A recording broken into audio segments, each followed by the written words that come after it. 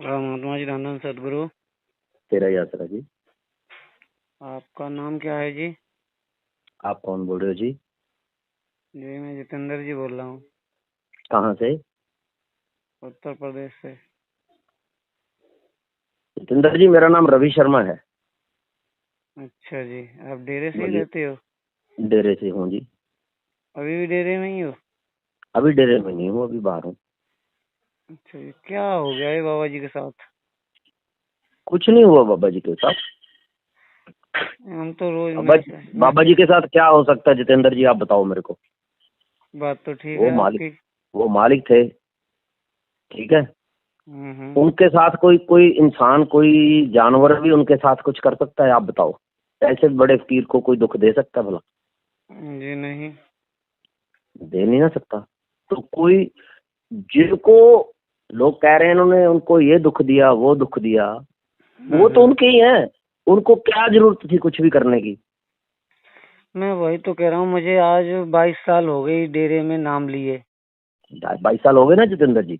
तो आपने 22 सालों में देखा कि डेरे में महाराज जी के पास सबसे ज्यादा कौन रहता था? महाराज जी सबसे ज्यादा किसको प्यार करते थे? महाराज जी सबसे ज्यादा नजदीक किसके थे? आपने क्या देखा? यही देखा जो है।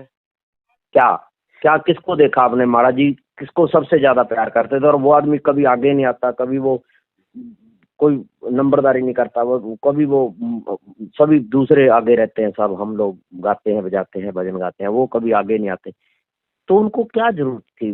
महाराज जी को मार दिया जी, कत्ल कर दिया, वो क्या है यार? ये बातें हैं कोई?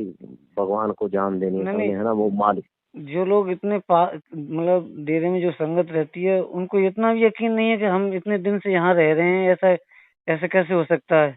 देखो, अगर था तो फिर पहले क्यों नहीं बोले भाई? अब महाराज जी चले गए, आप अजीब अजीब बातें कर रहे हो।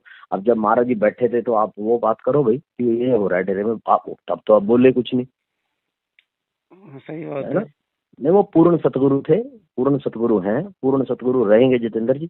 आप सिमरन करो, उन पे भरोसा रखो। जो वो वचन करके गए हैं उनके आज कल खाली जा नहीं सकते। वो पूर्ण होंगे उनके जो वचन किए हैं उन्होंने, ठीक है जी। ठीक, आप बिल्कुल सारी जी। सारी संगत से ये बता दो कि जो महाराज जी हुक्म फरमा के गए हमारे लिए वही इलाही हुक्म है, और कुछ हमारे लिए ठीक नहीं। बस जो महाराज जी कह के गए हैं, सही बात है तो जी। सिमरन करो, टेंशन मत लो। आप आज की बात लिख लो, डेरे में वही सत्संगें होगी, वही वही भंडारे होंगे, वही मालिक का नाम गूंजेगा, वही क्लासें लगेंगी, वही कीर्तन संकीर्तन होंगे। डोंट वरी, ठीक है। ठीक है जी। धन धन सतगुरु तेरा तेरा है। ही आसरा। एक मैं और भी आप लोगों को बताना चाहता हूँ। कई लोग ये कहते हैं कि महाराज जी का इलाज विदेश में क्यों नहीं करवाया गया, यूएसए क्यों नहीं लेके गए। एक तो यूएसए के अंदर जितने भी डॉक्टर थे, और यहाँ एम्स के डॉक्टर अतुल शर्मा है, एम्स का वो एक डिपार्टमेंट का हेड रहा हुआ है। डॉक्टर रणदीप गुलेरिया डायरेक्टर रहा हुआ है एम्स का, उसका ब्रदर संदीप गुलेरिया है। ये 5-6 एक बहुत सीनियर डॉक्टरों की एक टीम थी जो महाराज जी का इलाज करती थी। ऐसे नहीं है भी कोई भी कुछ ऐसा वो जो ये इल्जाम लगा रहे हैं कि महाराज जी का इलाज यूएसए में क्यों नहीं करवाया गया, गोरीवाला डेरे के आगू हैं। मैं उन लोगों से भी पूछना चाहता हूं कि वहां के जो हमारे पूज्य रघुवीर जी थे, वो भी बीमार हुए थे, और वो उनका इलाज बाहर क्यों नहीं करवाया गया, उनका इलाज यहाँ पे क्यों है? मैं चाहता हूं भी सारी संगत के सामने इस बात का वो आंसर दें कि रघुवीर जी का इलाज यूएसए, यूके, सिंगापुर क्यों नहीं करवाया गया। मैं ये भी उन लोगों से पूछना चाहता हूं जो महाराज जी के ऊपर क्वेश्चन कर रहे हैं कि पूज्य रघुवीर जी किसी के नाम वसीयत नहीं करके गए। महाराज जी चलो वसीयत तो करके गए हैं, वो वसीयत भी नहीं करके गए, तो इस बात का भी वो आंसर दें भी रघुवीर जी वो क्यों नहीं करके गए जी। इतनी लाखों की संगत, आखिरी मैसेज आप क्या देना चाहते हैं ताकि लोग संयम से रहें? ऐसे है जी, महाराज जी से ऊपर मेरे लिए कुछ भी नहीं है।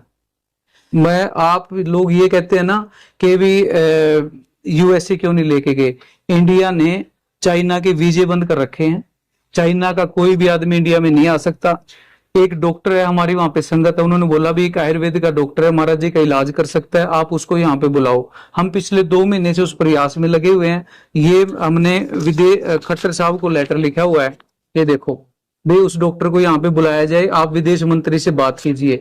ये लेटर जुलाई 7 का है, आप ये देख सकते हो। ऑन रिकॉर्ड उनके पास गया हुआ है, वहां से आप पता कर सकते हो, उनके ऑफिस के अंदर है। ये जुलाई 7 का लेटर है।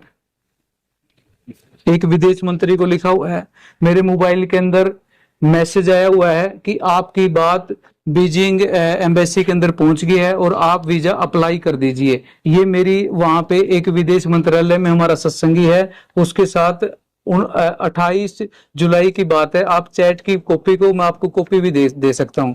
उसने वहां पे बीजिंग एम्बेसी के अंदर कॉल किया है, मैसेज किए हैं और उनका मेरे पास वो आया हुआ है। महाराज जी को यूएसए लेके जाना तो एक बहुत ही छोटी सी बात है। सबसे बड़ी बात है भी चाइना के वीजे बंद है, चाइना इंडिया का दुश्मन देश है, आपस में उनकी नहीं बन रही। उसके बावजूद भी हमने गवर्नमेंट को रिक्वेस्ट करके भी एक आदमी को वीजा दो, मतलब इतने वहां तक हमने प्रयास किए हुए हैं। कल आप अंतिम अरदास के समय मौजूद रहेंगे या नहीं? इसके बारे में देखो जी, मैं ये चाहता हूँ भी डेरे का ना किसी भी, देखो मेन ये रहता है हमारे इसके अंदर भी, जिस दिन अंतिम अरदास ये प्रोग्राम होता है भंडारे का भी, गद्दी वाला वो भी उसी दिन वो होता है। लेकिन मैं ये कहता हूँ भी मैं देखूंगा, बात करूंगा सारी मैनेजमेंट से, जैसा वो ठीक समझेंगे वैसा करेंगे। और लोग अपनी संगत को मैं हाथ जोड़ के ये बेनती करता हूँ भी आप ये दिमाग में से बिल्कुल निकाल दें भी अभी से कोई आदमी को गद्दी पे बैठ रहा है, कोई जल्दी ना, अभी हम कोई सत्संग करेंगे ना हम गद्दी पे बैठेंगे। जब तक इस चीज की पूरी जांच नहीं होती तब तक कोई भी आगे की कार्रवाई नहीं होगी। डेरे का मैनेजमेंट है वो डेरे का काम देखता रहेगा। ठीक है महाराज जी। आप मैं 1978 से डेरे से जुड़ा हूँ। ये मेरा सौभाग्य है, पहले मैं परम पूज्य मैनेजर साहब जी के साथ काम किया और ये भी सौभाग्य है कि उनकी जो वसीयत बनी उसमें भी मैं गवाह था। तो ये सौभाग्य मुझे दोबारा भी मिला। तो मुझे जहाँ तक मुझे याद है 25 या 26 जनवरी को बुलाया गया था दिल्ली। महाराज जी का मैसेज आया भी आप दिल्ली आ जाओ, क्योंकि मैं ज़्यादातर जगमाल वाली रहता हूँ। तो उन्होंने अपने हाथ से लिखी हुई एक डायरी दी हमें, उसमें से नाम क्लियर था। तो वहाँ एक सौरभ मल्होत्रा हैं दिल्ली के एडवोकेट, कि उनसे मिल के इसको प्रॉपर ड्राफ्ट करवा लो। तो वो ड्राफ्ट हो गई, 1 या 2 दिन लगे। 28 तारीख को फिर ये भी प्रेजेंट थे उस टाइम, एक सुभाष जी हैं गुड़गांव से, वो भी प्रेजेंट थे गवाह के तौर पे। तो हमारे साइन किए, पहले बाबा जी ने किए हमारे सामने साइन, परम पूज्य वकील साहब जी ने, फिर हमने साइन, हमें भी कहने लगे आप भी साइन कर दो। तो फिर इन्होंने कहा भाई ये भी रजिस्टर्ड ना भी कराओ तो भी वैलिड है। तो फिर भी बाद में महाराज जी कहते चलो बाद में करा लेंगे रजिस्टर्ड। तो उस दिन ये प्रोसेस हुई, बिल्कुल सामने हुई सारी, किसी दबाव में नहीं थे, किसी प्रेशर में नहीं थे, बल्कि हंसते हुए सारी बातें हुई। तो उसके बाद फिर हमें शायद फरवरी 17 तारीख को बुलाया गया दोबारा कि इसको रजिस्टर करानी है। 16 को बुलाया गया, 17 को आई थिंक। तो उस टाइम वहाँ रजिस्ट्रार ऑफिस से वहाँ उनका रिप्रेजेंटेटिव था, या रजिस्ट्रार खुद प्रेजेंट था वहाँ, ये मैंने सुना था रजिस्ट्रार या उनका प्रेजेंट वो उनका प्रतिनिधि था, वो वहाँ प्रेजेंट है। उसने अपने प्रेजेंस में ही सारी कार्रवाई कराई 17/2/2023 को। तो उस टाइम भी महाराज जी ने खुशी खुशी सारा किया, किसी दबाव में या प्रेशर में कुछ भी नहीं था ऐसा। जो लोग विरोध कर रहे हैं कौन लोग हैं, क्यों विरोध कर रहे हैं? उसके कई कारण हैं। इस तरह भ्रांतियाँ फैली ना। एक ये कहा गया भाई महाराज जी तो 21 को चोला छोड़ गए थे। तो ये मैं स्पष्ट करना चाहता हूँ, क्योंकि गलतफहमियाँ हो सकती हैं, गलतफहमियाँ फैली, गलतफहमियाँ कारण भी बनती हैं भ्रांतियों का। तो 21 तारीख सुबह की एक मेडिकल रिपोर्ट आई, मैंने भी देखी थी, 21 तारीख सुबह की है वो। तो सुबह हम दोपहर बाद गए थे वहाँ दिल्ली, 2 बजे वहाँ गए थे, जब हॉस्पिटल मैक्स हॉस्पिटल में हम 3 ट्रस्टी थे, डॉक्टर अमरलाल फतेहाबाद से, अजीत सेठी हिसार से और माई साहब।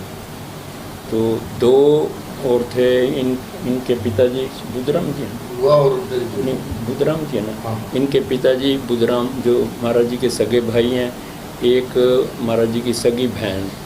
तो हम 5 को तकरीबन 7 और 7:30 के बीच में मिलाया गया। महाराज जी आईसी यूनिट में ही थे, लेकिन बड़ा हंस के बोले हमारे साथ। मेरे पीछे बीमार हो गया था, मैं मेरा पूरा हाल चाल पूछा, भी ठीक हो, घर सब ठीक हैं। बहन से भी पूरी डिटेल मिलाया, हमें एक एक करके था, लेकिन सभी से हंस के बात की। तो उस टाइम कोई ऐसी नहीं थी। तो वो भ्रांति होगी ना एक तरह की। हम सोचते भाई अगर डेथ होगी तो फिर हमसे किसने बात की,